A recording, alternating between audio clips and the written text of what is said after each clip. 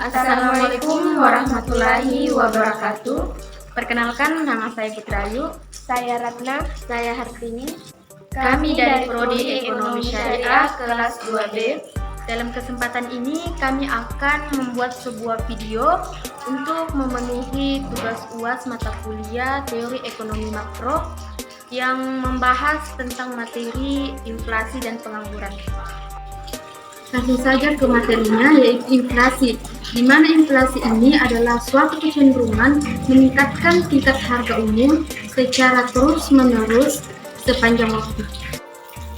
Adapun komponen yang perlu diperhatikan agar dapat dikatakan terjadinya inflasi yaitu: Jadi yang pertama kenaikan harga, kemudian kenaikan harga itu bersifat umum, tidak hanya satu barang saja, tapi seluruh barang dan jasa. Kemudian berlangsung terus-menerus. Jadi seumpamanya sebelum inflasi kita berbelanja sayur-sayuran di supermarket dengan menggunakan uang 100.000. Bisa saja kita mendapatkan 5 jenis sayur-sayuran. Dan setelah terjadinya inflasi, kita berbelanja di supermarket dengan sayur-sayuran yang sama dengan harga 100.000 juga. Mungkin kita akan mendapatkan kurang dari sebelumnya.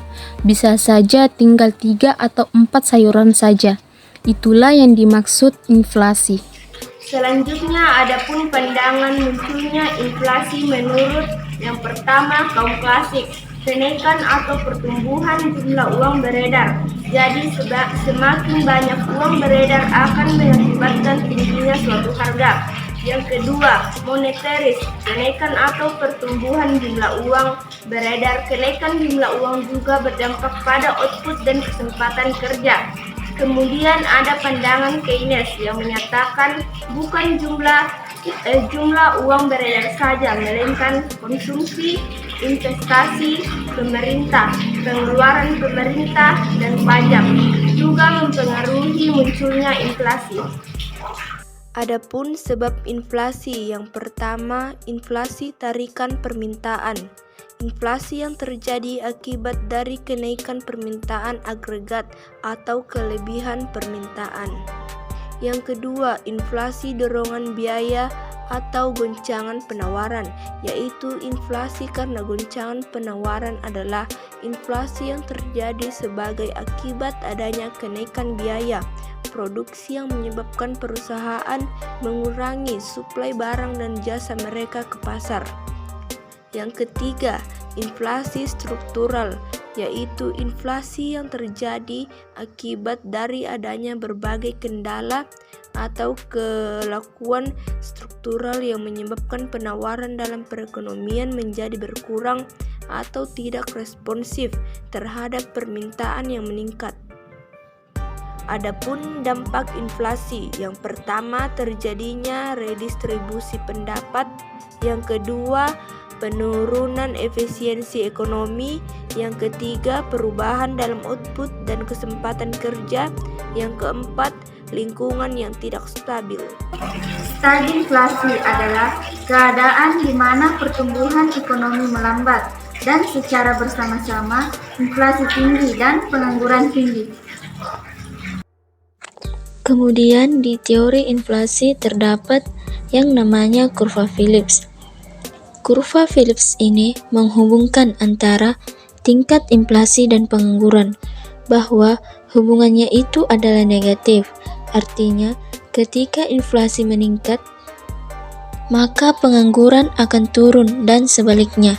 Nah, untuk kurvanya kita bisa lihat ketika inflasinya naik ke 2,5% yang awalnya 1,5%, maka penganggurannya akan berkurang jadi 4% yang sebelumnya 6%. Nah, kurva seperti di atas terjadi ketika jangka pendek saja, hanya jangka pendek.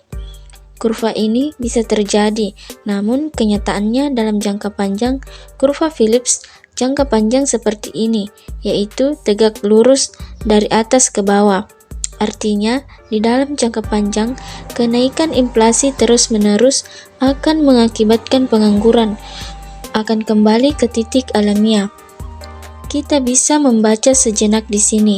Di dalam jangka panjang, ada muncul kurva Phillips jangka panjang garis tegak lurus. Ini terjadi jika inflasi terus-menerus meningkat, maka pengangguran akan kembali ke posisi normal. Artinya, ketika harga terus meningkat, pastinya suatu perusahaan ingin meningkatkan jumlah produksinya. Dengan cara apa mereka meningkatkan produksinya? Pastinya akan menarik karyawan, kemudian akan membantu mengembalikan ke posisi normal. Jadi, kalau awalnya di poin A, ketika inflasinya naik, maka penganggurannya akan turun. Tetapi jika terus naik, sepastinya perusahaan akan mengurangi karyawan, maka akan menambah pengangguran dan kembali ke posisi alamiah. Sekian dari video kami. Wassalamualaikum warahmatullahi wabarakatuh.